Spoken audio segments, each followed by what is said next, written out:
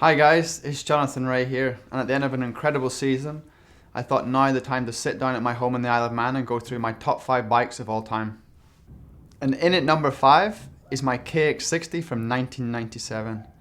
I remember as far back as the memories my dad and I shared up and down the M6, the M1, travelling all over the UK to all the schoolboy motocrosses that year, and at the end of the season I won the British Championship. So until this point in 2015, it was kind of my only other major championship was a British Motocross Championship when I was 10 years old.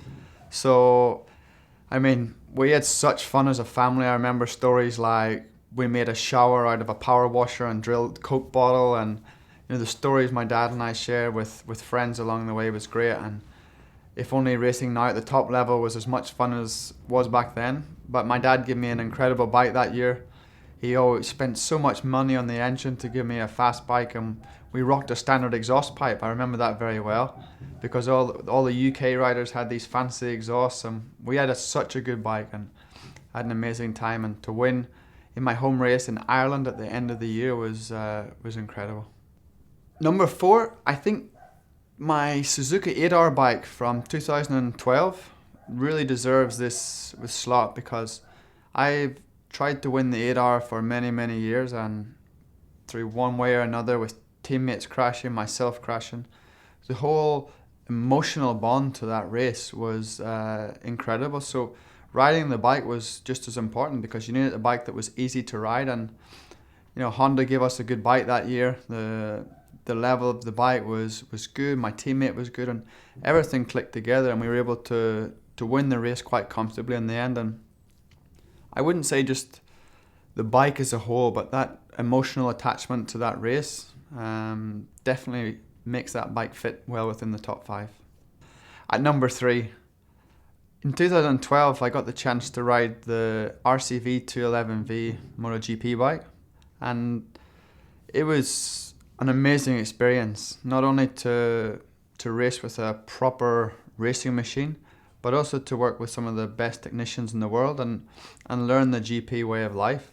It was very difficult for me because I was doing Superbike one weekend and then GP, then Superbike, then GP.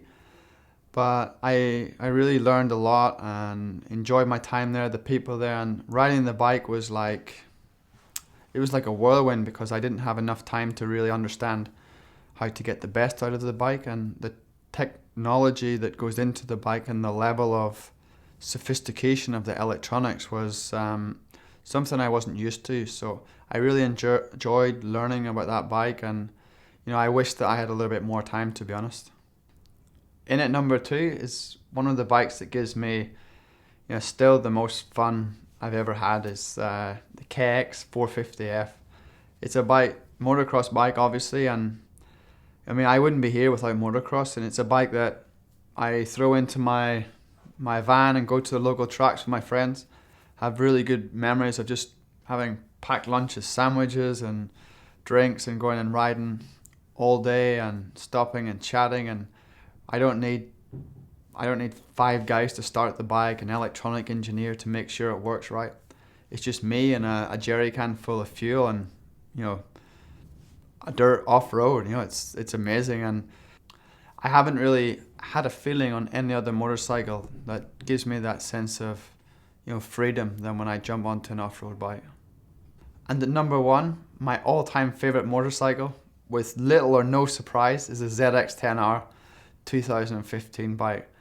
It gave me amazing memories. It gave me a world championship, and I was able to work with the best team in World Superbike, the KAWASAKI racing team.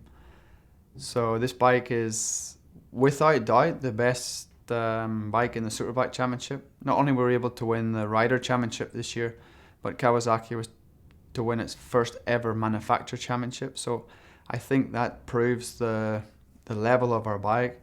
We were able to win in the wet and the dry. So it's such a versatile bike, the ZX-10R. I was able to also ride the Street Edition model at the Isle of Man TT when I did a parade lap. So I have high hopes for the 2016 bike, and we just have to wait and see that at the end of next year maybe the 16 bike can knock the 2015 ZX-10R off the top spot.